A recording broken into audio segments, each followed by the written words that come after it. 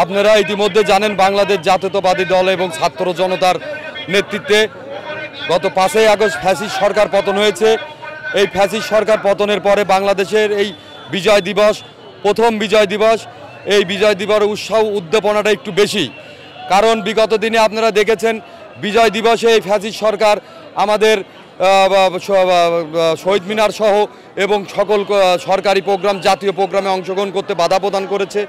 এই দ্বিতীয় স্বাধীনতার প্রথম বিজয় দিবসে আমরা কুমারখালী খোকসার গণমানুষের নেতা আলহাজ নুরুল ইসলাম আনসার প্রামাণিকের নেতৃত্বে আমরা এই বিজয় দিবসে সকলেই কুমারখালী বিএনপি, যুবদল, ছাত্রদল, স্বেচ্ছাসেবক অঙ্গ সংগঠন একত্রিত হয়ে আজকে এই বিজয় দিবস উদযাপন করছি।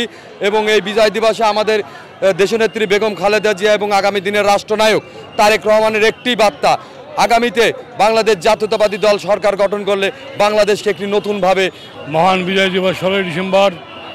আজকের এই দিনে শহীদ রাষ্ট্রপতি জিয়াউর রহমানের নেতৃত্বে সশস্ত্র বিপ্লবের মাধ্যমে দেশ স্বাধীন হয়েছিল। আজকের এই দিনে যারা শহীদ হয়েছেন তাদের সকলের রুহের মাগফিরাত করি, কামনা করি।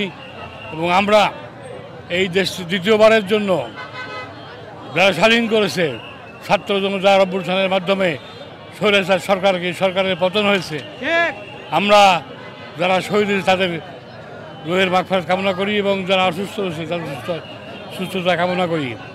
আমরা এই দেশে শান্তিপূর্ণভাবে একটি নির্বাচন চাই এবং এই নির্বাচনে ইনশাল্লাহ বিএনপি জয়যুক্ত হবে।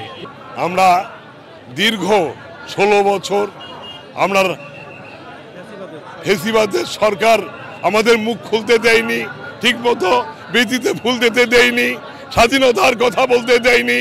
আমার শহীদ জিয়ার কানুর ঘাট বেতার কেন্দ্র থেকে যে স্বাধীনতার ঘোষণা দিয়েছিল সে কথা আমাদের বলতে দেয়নি, আমাদের মুখ চেপে ধরা হয়েছিল।